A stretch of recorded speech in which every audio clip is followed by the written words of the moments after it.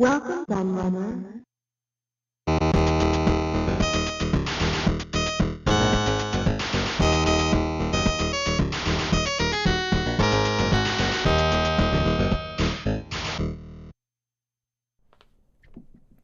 Hello everybody, Kieran aka the Laird here, and I am back with a new book review.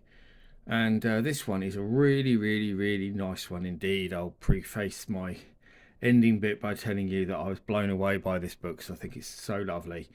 And as you can see, it's Home Computers, 100 Icons That Defined a Digital Generation.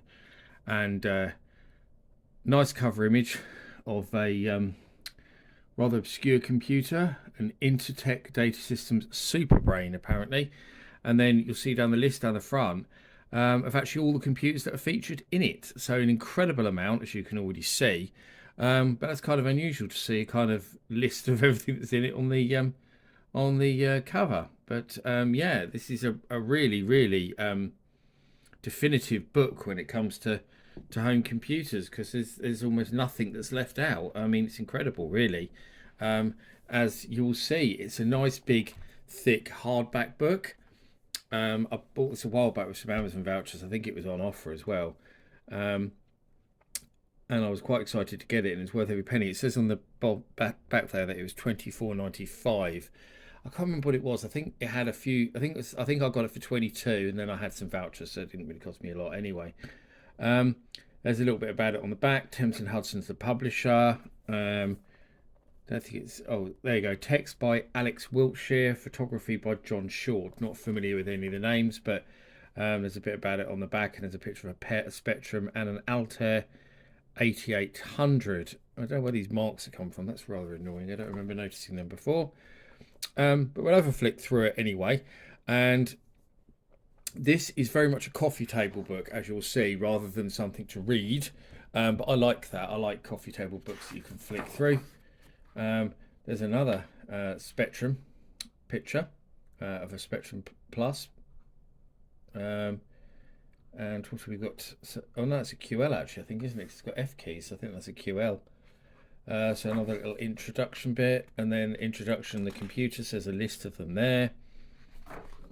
And then there is a introduction that kind of goes about the early home computers and how they progressed. So that's quite interesting to read. Talks about processors and stuff as well. And there are a few images of different things to accompany that. So yes, it goes through to like the early 90s really in terms of that intro. It all got a bit boring because the PC started to just take over, so I guess that's why they decided that was the cutoff point. So then we go into our images, so the computers themselves. So here we go, this is what you want to see.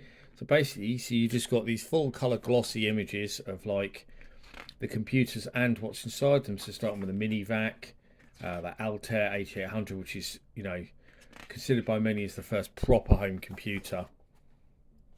It doesn't look like much like one, you know, keyboard and screen and stuff. Then the Radio Shack TRS-80, obviously, which is a big early seller as far as home computers go. One of the first kind of ones that was used for business and stuff like that. And the PET, probably the leading early business computer. And then the Apple IIe. But the Apple II, of course, revolutionised the American computer industry. It was used in all schools in America and stuff like that. Apple, of course, still going. So yeah, you know, we all know that. Rockwell AIM 65, so something a bit more obscure there. There's the Intertech Superbrain from the cover. Very of its time design, isn't it? That it just screams 70s at you when you look at it. The XD Sorcerer, which I've always been quite fascinated by, because obviously XD were an arcade company, an American arcade company who made games like Mousetrap, Crossbow, Venture, Demolition Derby, Targ, lots. They were a pretty successful American arcade company. Kept going right into the late 80s, and then they made a computer which was brought about by someone called Paul Terrell, who went on to run Romox software company. But it's a really interesting story behind the XD Sorcerer. I recommend looking it up. And it was just strange that an arcade company who hadn't dabbled anywhere in the home, purely video games, would make such a computer as the XT Sorcerer, which wasn't even a games computer, it was more a serious computer. So it's still a pretty incredible story that computer even came about. Quite bizarre in many ways. The Atari 400, of course, a real sort of the very first kind of computer console hybrid, really, because it originally designed as a console, later had a keyboard kind of stuck on.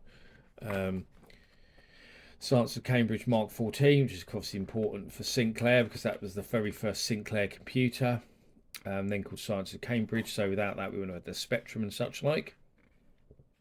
Research Machines 380Z, which was pretty big in the UK. The Acorn System 1, of course, again important because without that, we wouldn't have the Acorn and the RISC chip. So again, very important early computer. The iconic Sinclair ZX80. I mean, what a beautiful design that was. Not the most usable computer, but a beautiful design. The Acorn Atom, which very much set the groundwork for what became the BBC Micro, originally the Apple Proton. Radio Shack TRS-80 colour computer, better known in the US, certainly not in the UK.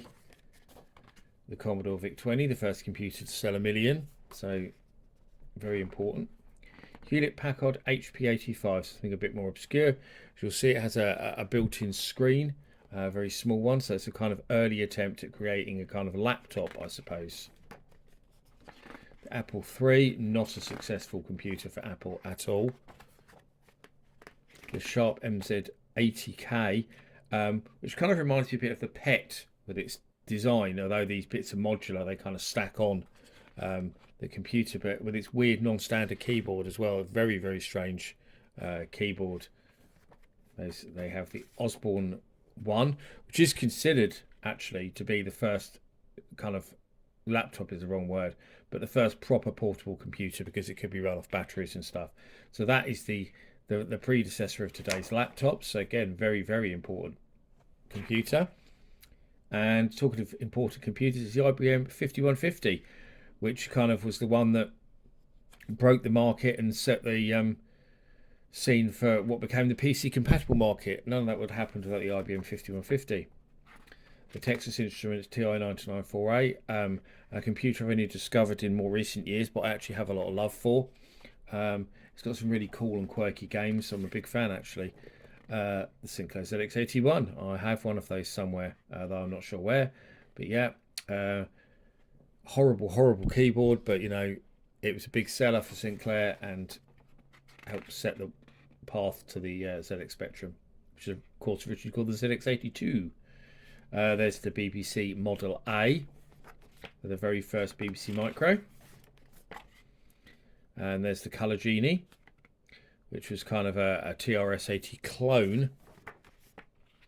Commodore 64, that we all know about that, the world's best-selling home computer. Then there's this kind of weird bit in the middle, which you'll notice isn't glossy pages. So this has got like boxes, user manuals and stuff, which is rather strange. I'm not sure why this is in the middle of the book, to be honest, but yeah. And then some more Spectrum. The rubber key. There's a dedicated article to that. Jupiter Cantab Ace, which is made by some people who worked on the Spectrum. It also shares some similarities to the Spectrum in terms of its looks. And was interesting that instead of BASIC, it came with Forth built into the ROM, but was not a successful computer at all. The Dragon 32, the Welsh Wonder, which was initially pretty successful, but then faded away very, very, very quickly once the kind of Spectrum took over the market. Dragon 32, of course, was based on the Tandy Coco. The Auric 1, again, another computer actually that had a bit of success early on and then kind of dwindled away. Was very successful in France. Research Machines Link 480Z, another RM computer. The Sword M23 Mark III, I don't think I've ever seen that before. That's a new one on me. I mean, I know there's Sword M5, but I've never seen that one. More serious computer, I'm guessing. Never seen it before though.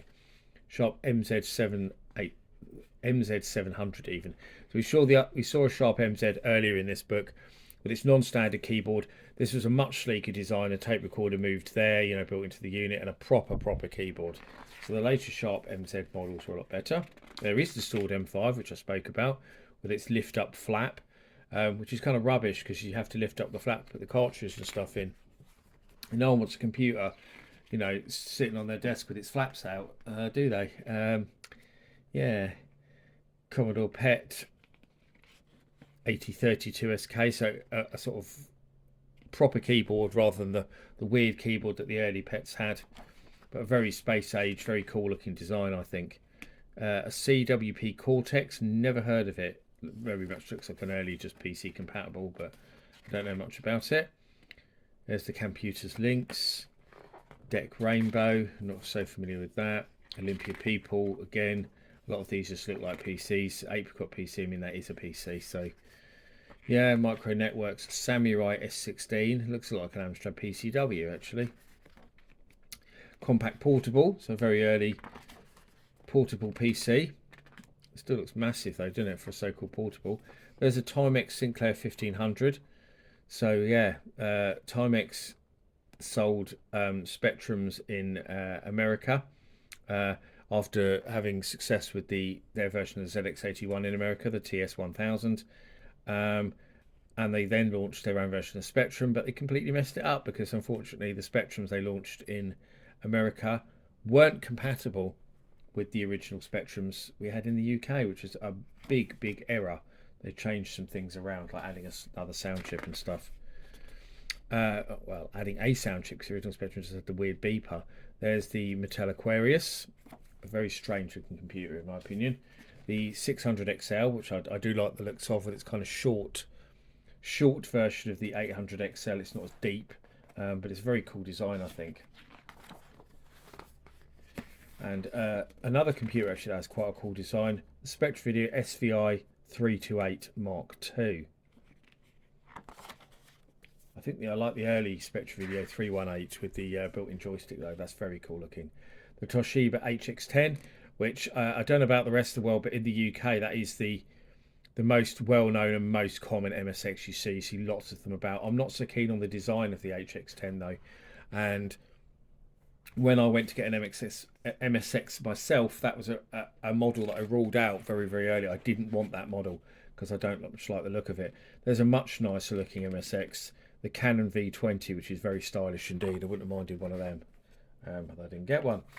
A Matra Alice, which I've seen before because they have one at the Centre for Computing History in Cambridge. And it says it's basically like a TRS-80 MC10, so it's a clone of that computer. There's the VTech Laser 200. VTech, of course, still going, but more known for like making kind of kids computers. But that was their venture into trying to make a good 8-bit computer, and they had a console that they made as well, which was semi-compatible, the Creative Vision, which didn't do very well either. There's the Acorn Electron. A very nice looking computer in my opinion. I have one in my collection. There's the Memotech MTX 512, which is a beast of a computer. Massive thing with brushed metal case, and it weighs an absolute ton. Really interesting story behind that computer though, worth looking up. Philips P20, 2000C, I thought it's a 20,000. So another early portable. Apple Lisa 2. Another kind of all-in-one unit. Certain similarities to the Mac in its design. It wasn't very successful though, from what I remember. There is the Apple Mac, the classic Mac. Iconic design, of course. First sort of home computer to have a GUI. Then there's the Sinclair QL. Sinclair's attempt to build a serious computer to compete with the BBC Micro. That failed miserably. They made an absolute mess of it. Really big mess of it. There's the Auric Atmos, which replaced the Auric 1. A very stylish looking computer in my opinion. I've always loved the look of the Auric Atmos. The red keys on that black computer look really cool. Wouldn't buy one in my collection. I don't actually have one. Amstrad CPC 464. I do have one of those. Well-known British computer, of course. There's the Tatung Einstein, which isn't such a well-known computer, but developers loved it. A lot of developers used Tatting Einsteins, particularly Ocean Software, to write their code for Spectrum games. There's the ICL Merlin Tonto, which, if I remember rightly, is based on a Sinclair QL, but it was made for British Telecom, which is why it has that built-in phone you'll see in the picture there. Commodore 16, a cool looking computer. I like the design of the Commodore 16. It's probably my favourite Commodore computer in terms of its design, because it's so different and quirky. I like it, even if the keyboard is rubbish on it, and it isn't a very great computer either particularly, but I do like how it looks. Commodore SX64, which of course was a portable Commodore 64, wasn't massively successful because they're massive and weigh a ton. And there is the Commodore Plus 4, which has a similar design to the 116, but has a proper keyboard. I don't like the design quite as much. I don't think it looks quite so cool with the proper keys, but still quite a nice design. There's a Micro Digital TK90X, which is a Brazilian Spectrum clone. And there's the Spectrum 128K, or the Toast Rack, as it's also known because of its massive metal heatsink down the side. The most sought after Spectrum because it was on the market for less than a year.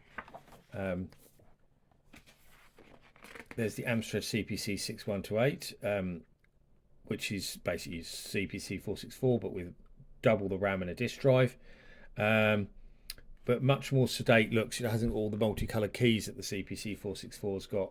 I'm still not that keen on the looks of the Amstrad computers though, but there is a great looking computer, the Enterprise 128.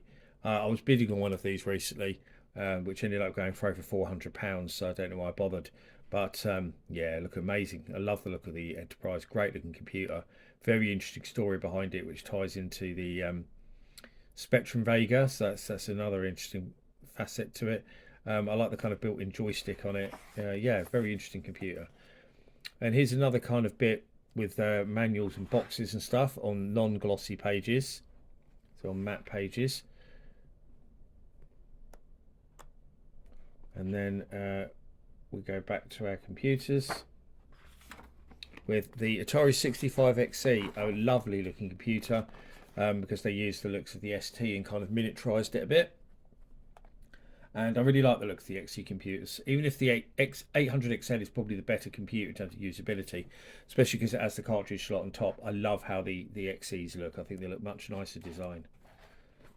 The Commodore 128, which doesn't look unlike an Amiga 500 in many ways.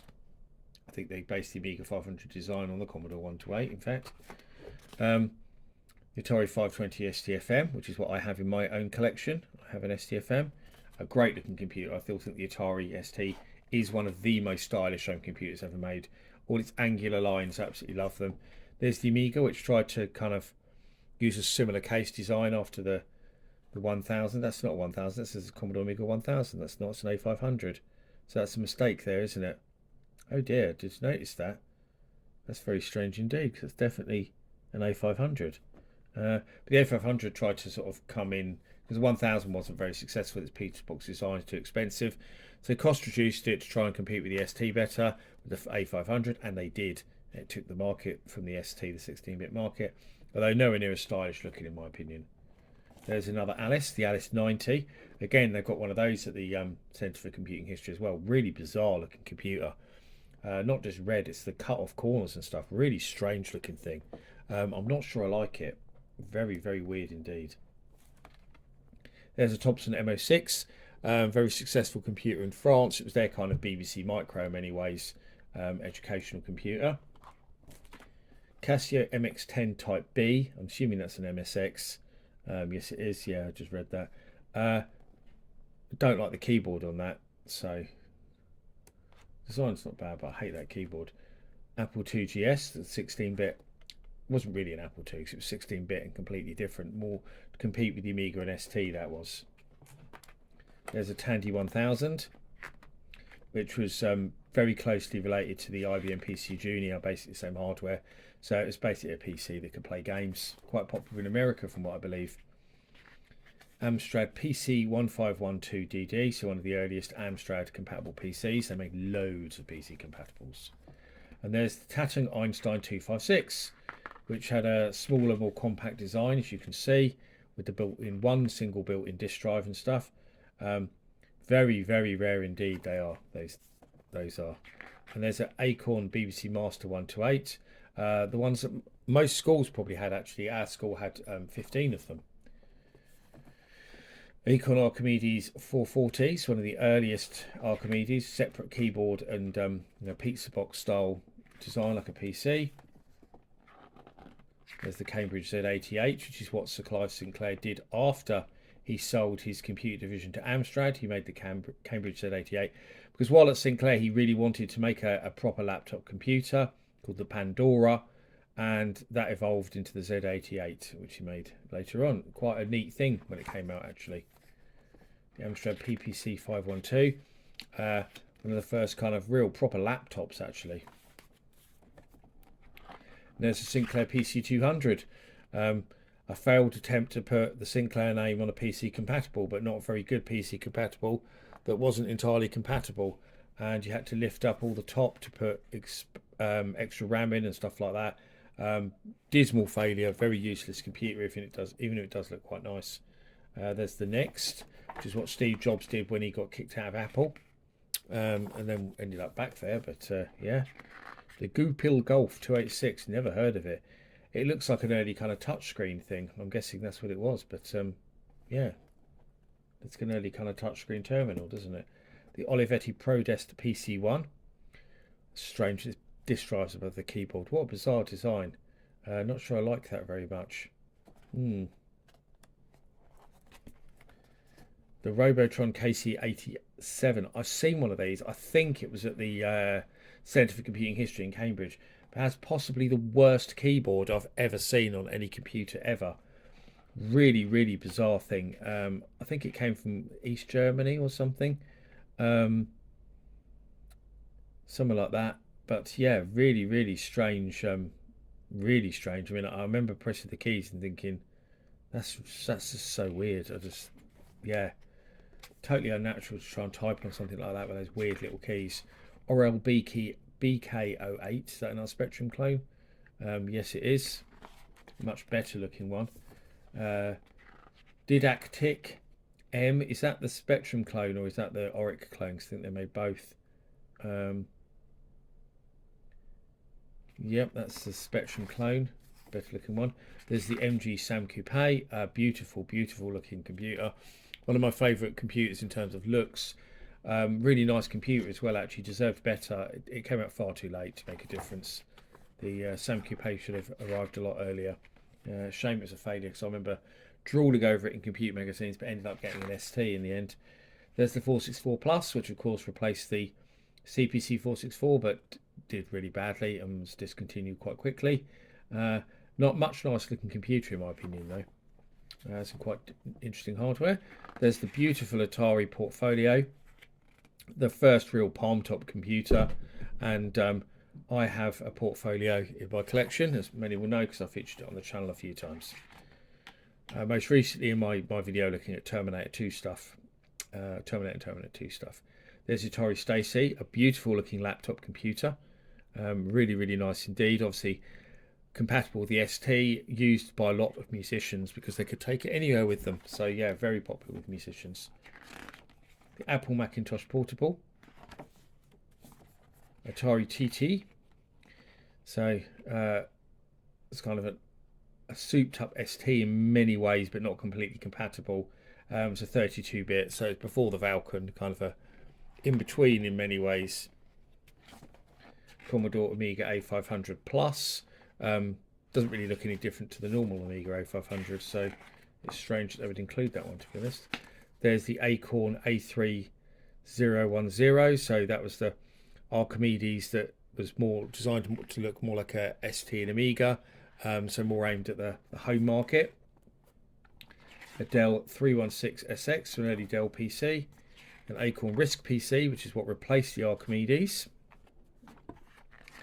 Apple iMac G3, iconic looking computer, even if you don't like Macs like me.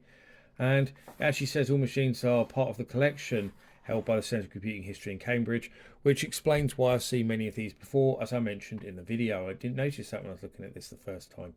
So that makes a lot of sense because yeah, I've used pretty much all of these computers at the Centre for Computing History. Though there is a few I haven't seen, so maybe they're ones that they don't have out and are stuck in their storeroom upstairs, which I did get a look around. It was pretty amazing, but there was so much in there, it was really hard to make your way through it.